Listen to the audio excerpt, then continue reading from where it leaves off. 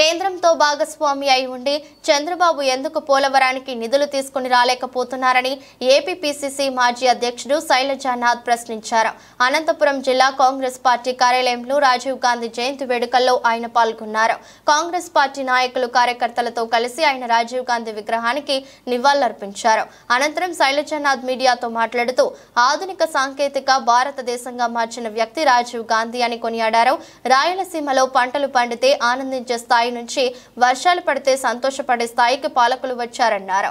అనంతపురం జిల్లాలో జూన్ నెలాఖరికి 4 లక్షల హెక్టార్లలో వేరుశనగ పంటను వేయాల్సి ఉండగా కేవలం 80,000 హెక్టార్లలో మాత్రమే పంటలు సాగు చేశారన్నారు. జిల్లాలోని రైతులను ఆదుకోవడానికి రాష్ట్ర ప్రభుత్వం దగ్గర ప్రత్యేక ప్రణాళిక ఉందా, ఎంత నిధులు కేటాయించారో ప్రజల ముందు పెట్టవాలని డిమాండ్ చేశారు.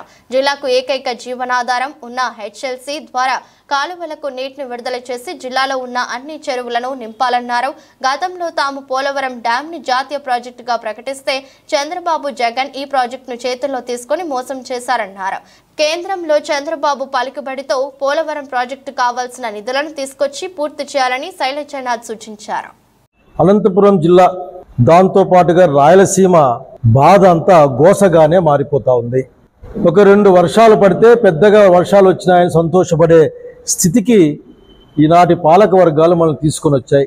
తుంగభద్ర నీళ్ళు వచ్చే ముందే వివిధ ప్రాంతాల్లో దానికి గేట్లు ఎట్లున్నాయి, తూములు ఎట్లున్నాయి, కాలువ సజావుగా ఉందా లేదా, ఎక్కడైనా చెట్లు పెరిగాయా, ఎక్కడైనా గట్లు కింద పడ్డాయని చూసుకోవాల్సిన బాధ్యత ప్రభుత్వాల పైన ఉంటుంది. కనుక దయచేసి అనంతపురం జిల్లా ఆకలిని, అనంతపురం జిల్లా అన్నదాత యొక్క బాధను మీరు రాజకీయాల్లో వాడేది కాకుండా తుంగభద్ర నీటిని సజావుగా ఇక్కడ తీసుకురమ్మని నేను కోరుతా ఉన్నాను. జిల్లాకు జీవమైతే హెచ్ఎల్సీనే, అది తాగడానికైనా వ్యవసాయానికైనా. జూన్ నెలాఖరికి 4.5 లక్షల హెక్టార్ల వేరుశనగ పంట విత్తనం పడాలి ఈ జిల్లాలో. అందిన అధికారిక లెక్కల ప్రకారం, అందుబాటులో ఉన్న అధికారిక లెక్కల ప్రకారం 84-90 వేల హెక్టార్లు మాత్రమే వేరుశనగ గింజ భూమిలో పడింది అని చెప్పడానికి నేను చాలా బాధపడతా ఉన్నాను. ఇప్పుడేమో చేనులో వరి చెట్లు పచ్చగా కనిపిస్తాయి, పూతకాలం అయిపోయింది, దాని సభా చెట్లు ఎంత బాగున్నాయని చెప్పే ప్రయత్నం చేస్తారు. ఇటువంటి దాంట్లో జనాల్ని మోసం చేసే ప్రయత్నం చేయొద్దని కోరుతా ఉన్నాం. ఇంతవరకు మాట్లాడే వాళ్ళు ఎవరు ఊరికే కన్నీళ్లు కార్చే వాళ్ళు తప్ప రైతు కన్నీళ్లు తుడిచే వాళ్ళు మాకు కనపడ్డంలే. పట్టిసీమ నుంచి నీళ్ళు వస్తాయి, వాటి నుంచి కృష్ణా డెల్టా స్థిరీకరిస్తాం, కృష్ణా డెల్టా స్థిరీకరించినాక నీళ్లు శ్రీశైలం ఆపుతాం, అవన్నీ ఇట్లా పంపిస్తాము అని. అసలు ఈ సంవత్సరం వర్షాలు బాగా పడ్డాయి కదా, ఆ పక్కన మనకు లేకపోతే ఎన్ని నీళ్లు వాళ్ళు స్థిరీకరించారు, ఎన్ని నీళ్లు మాకు ఇచ్చారో చెప్పాల్సిన అవసరం ఉంది. పోలవరం డ్యాం నిర్మాణం బాధ్యత కేంద్ర ప్రభుత్వాన్ని అని చట్టబద్ధంగా ప్రకటించిన తర్వాత దాన్ని మేమే కడతామని చంద్రబాబు నాయుడు గారు, ఈనాటి యొక్క పోలవరం డ్యాం దుస్థితికి కారణం మీరే కదా, దీన్ని ఎందుకు వాళ్ళ మీద వీళ్ళ మీద నెట్టే ప్రయత్నం చేస్తారు?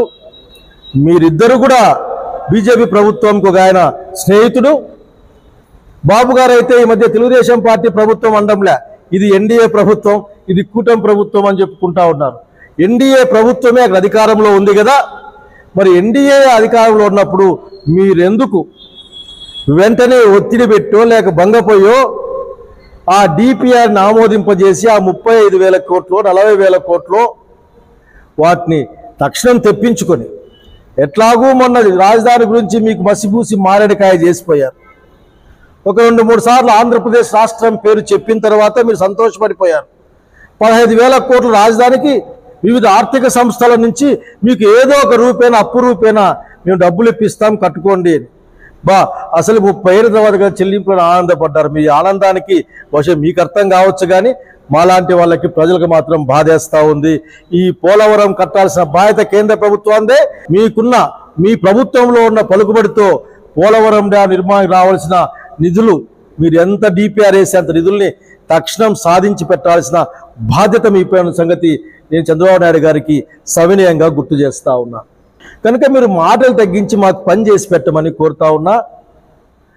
హంద్రి యొక్క లక్ష్యాలని పూర్తి చేయమని అడుగుతా ఉన్నాను.